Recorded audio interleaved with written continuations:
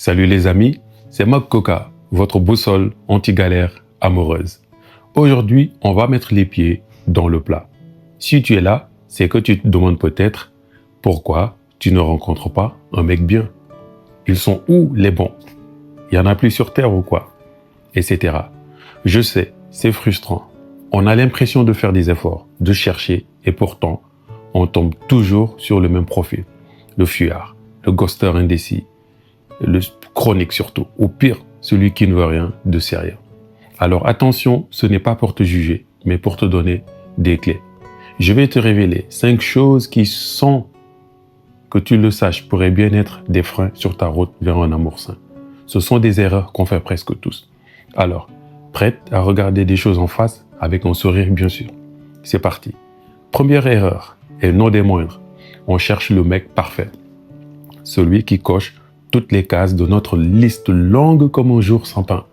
Grand, musclé, drôle, sensible, indépendant, stable financièrement, qui aime ma famille, qui ne ronfle pas, qui fait la vaisselle. La liste est infinie. Ce mec parfait, il n'existe pas. Ou alors, il est déjà pris par un dragon et attend d'être délivré. Et en cherchant cette licorne rare, on passe à côté de mecs bien. Certes imparfaits, mais qui pourraient être de super partenaires. Le bonheur n'est pas dans la perfection, mais dans la capacité à aimer les imperfections de l'autre et les siennes. Notre cerveau, influencé par des films et les réseaux sociaux, peut construire un idéal irréaliste. Cette liste est souvent un mécanisme de défense pour éviter l'intimité ou la déception. En cherchant la perfection, on s'auto-sabote en écartant des partenaires potentiels qui ont de réelles qualités, mais ne sont pas des clichés d'Instagram. Range ta to-do list amoureuse ou brûle-la. Mets l'accent sur ces 3 et 4 qualités vraiment importantes pour toi, genre bienveillance, humour, intégrité, etc. Le reste, ce sont des bonus. Rappelle-toi, même les princes charmants ont parfois mauvaise haleine le matin. C'est ça, la vraie vie. 2. Juger trop vite. On vit dans un monde où tout va vite et les applis de rencontre n'aident pas. On a tendance à juger un mec en 3 secondes, 2 photos et une phrase. Trop petit, pas assez stylé, son job est nul, il a l'air bof sur son profil. Hop, next. Les mecs bien sont rarement les rois de l'autopromotion.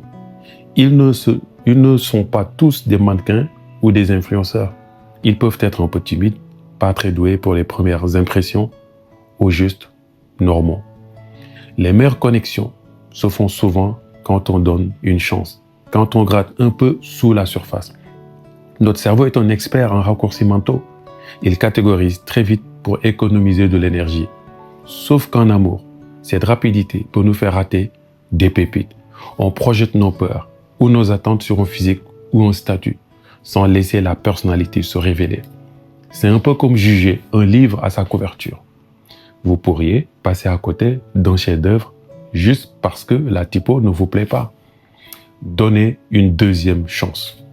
Allez à ce rendez-vous même si la photo était moyenne. La magie opère souvent là où on ne l'attend pas. 3. Les red flags ignorés. Ah, les fameux red flags.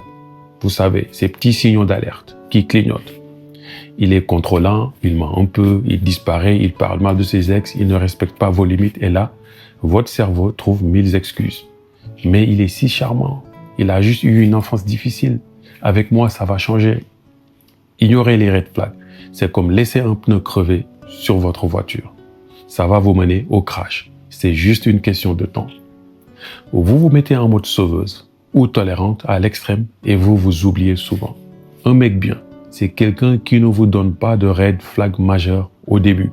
Ou du moins, qui est capable d'en parler et de travailler dessus s'il apparaissent. La dépendance affective nous pousse à minimiser les signaux d'alerte pour ne pas rompre la connexion par peur de l'abandon. Notre cerveau rationalise le comportement toxique de l'autre pour maintenir l'illusion de la sécurité. Imaginez que votre cœur est un club privé avec un physionomiste très sélectif. Ce n'est pas pour être snob, c'est pour votre sécurité. Les signaux d'alerte, ce sont les pancartes entrée interdites. Écoutez votre intuition, cette petite voix qui vous dit « là, il y a un truc qui cloche ». Elle est rarement en grève. Et 4. Ne pas savoir ce que tu veux.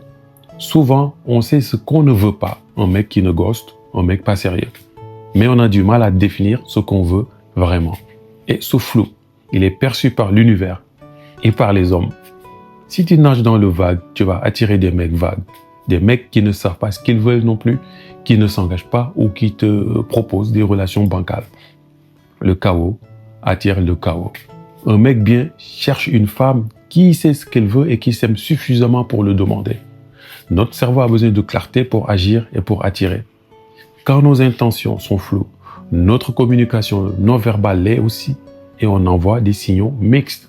5. Ne pas être la priorité. C'est peut-être le plus gros obstacle. Si tu ne te places pas en priorité, si tu n'as pas un amour solide pour toi-même, tu vas automatiquement attirer des relations qui reflètent ce manque. Tu vas chercher chez l'autre ce que tu ne te donnes pas.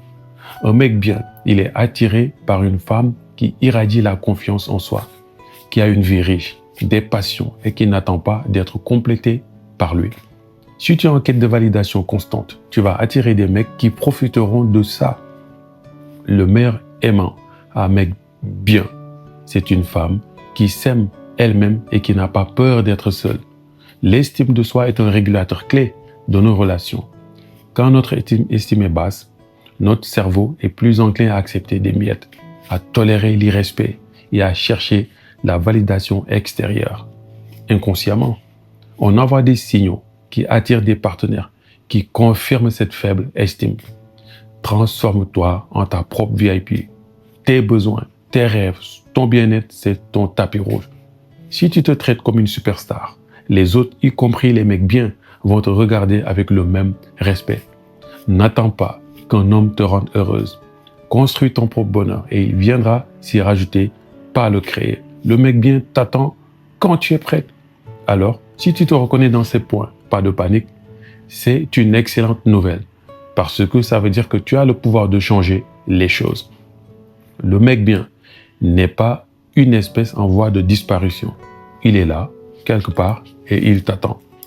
Il t'attend quand tu auras arrangé ta liste irréaliste, quand tu auras ouvert ton cœur aux bonnes personnes, quand tu auras écouté les alarmes intérieures, et quand tu sauras ce que tu veux et surtout, quand tu auras fait de toi la priorité 1.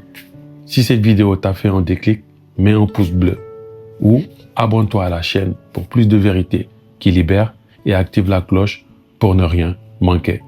Pour un accompagnement, passez par le lien qui doit être en description ou en commentaire. Nous allons ensemble opérer une transformation profonde qui te dotera d'une maîtrise émotionnelle et relationnelle inébranlable. Porte-toi bien et à très vite. Ciao, ciao.